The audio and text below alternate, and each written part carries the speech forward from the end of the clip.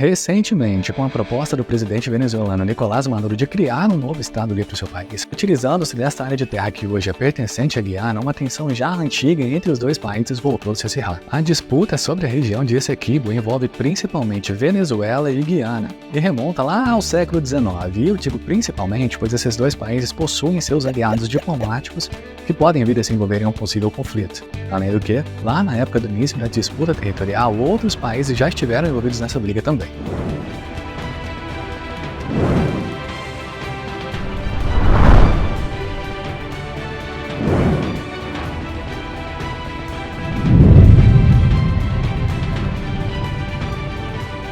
E aí, gente, eu sou o Michel aqui do Enquanto Isso no Mundo e hoje a gente vai falar sobre a região de Essequibo.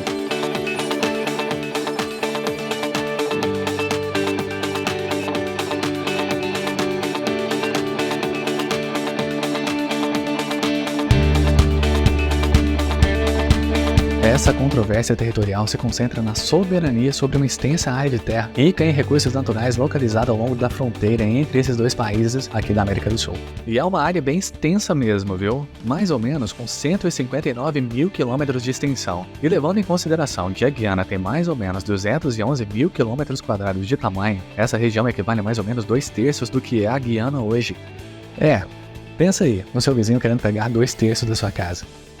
E se você pensa que essa questão apareceu só agora, eu sinto me informar que essa treta aí vem de muito tempo, viu? Desde o século XIX que esses dois países já vinham ali se desentendendo. Ou seja, séculos de desentendimento. Tipo, já esteve até que meio encaminhado, mas nunca foi um consenso total entre os dois países sobre essa região, pois aparentemente a Venezuela nunca aceitou muito bem o fato de, atualmente, Essequibo ser da Guiana. Isso acontece devido ao fato de que, no século XVIII, um pouco antes ali do início dessas brigas, as fronteiras da Venezuela compreendiam toda a região até onde hoje é o rio Essequibo, e naquela época, o território não era pertencente à Guiana não. Porém, a Venezuela não colonizaria essa região, o que deixou ela meio que sem proteção por um tempo. Era dona, mas não era dona.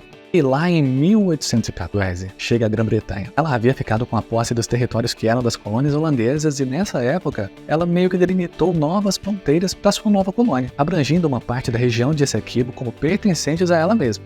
A região ali, quis, pegou. E como é que briga com a Grã-Bretanha? Disseram, eu quero esperar isso aqui pra mim, fica nessa de ser da Venezuela, mas eles não colonizam, deixa que eu colonizo. E vamos combinar. Se tem um povo que gostava de colônia, era a Grã-Bretanha. E nos anos seguintes foram acontecendo novas expansões territoriais britânicas, desentendimentos, brigas, mais aumento de território, até que foi chegando ali no final do século e resolveram tentar chegar a um acordo sobre a posse do território de Essequibo. Já no finalzinho do século XIX foi firmado um tratado onde ambas as partes se comprometiam a resolver essa indira. Nisso, um tribunal arbitral internacional estabeleceu o Laudo Arbitral de Paris, que definiu a área abrangida pela Grã-Bretanha, aquela área gigante que foi sendo anexada ao longo do século XIX. Tudo aquilo seria a nova fronteira entre os dois países. Aí que virou bagunça mesmo.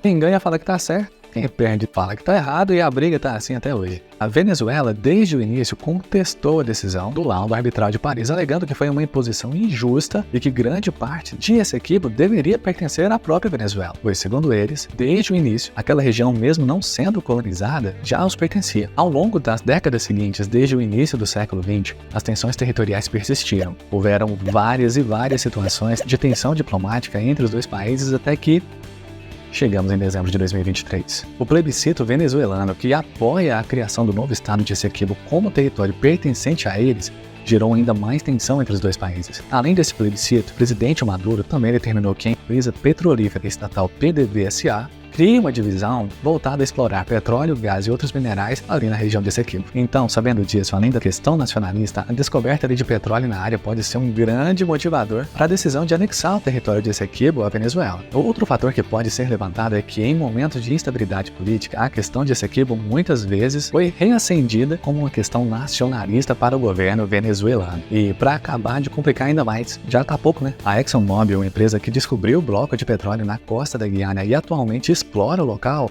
é originária dos Estados Unidos. A Guiana já disse que não vai suspender a concessão da ExxonMobil. Maduro, por sua vez, disse que ali nem é da Guiana mais, porque o plebiscito realizado no dia 3 de dezembro já reivindica aquela área como sendo da Venezuela e quem está lá atualmente que se lasca. Outro fator relevante é que um ex-presidente da ExxonMobil chamado Rex Tillerson foi nomeado ao Departamento de Estado dos Estados Unidos durante o governo Trump, justamente com a intenção de promover uma política agressiva contra a própria Venezuela. Então a briga aí é grande, viu? A política chamada de pressão máxima, adotada contra a Venezuela, tinha o objetivo de forçar a saída de Maduro do poder. Tillerson, logo após deixar a presidência da ExxonMobil, tornou-se secretário de Estado do ex-presidente Donald Trump. Participou efetivamente dessa política. Perceptível que essa briga é bem maior do que uma simples disputa territorial. Essa riqueza natural de recursos faz com que a importância dessa disputa aumente bastante. E outro fator que faz com que a gente aqui no Brasil fique de olho nessa questão é o fato de que os dois países estão ali colados na gente. Inclusive, algumas rotas que ligam os dois países rivais passam pelo Brasil. Eita, particularmente, eu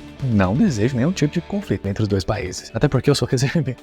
E eu não quero participar de jeito nenhum, de nenhum conflito. Vai que o Brasil inventa de entrar no conflito também, nem. E uma disputa militarizada sobre a região traria imensos impactos ambientais, geopolíticos e socioeconômicos. De todo modo, mesmo sem chegar a níveis tão altos de tensão, toda a incerteza acaba afetando todo o desenvolvimento e as relações bilaterais entre os dois países. E levando tudo isso em consideração, a gente tem que torcer muito para que uma solução pacífica e diplomática venha dos dois governantes. Algo que preserve não apenas a população, mas todo o meio ambiente, a cultura e o território, porque os dois países são lindos, têm muito a oferecer, uma cultura riquíssima, belíssimas paisagens e a gente tem que torcer muito para que tudo seja preservado. E se você gostou desse nosso primeiro vídeo, eu vou te pedir aqui no finalzinho para curtir, compartilhar, comentar e mandar também para aquela pessoa que você acha que vai gostar do que foi dito aqui. Eu fico muito grato se você puder ajudar a gente. Um abraço e até a próxima!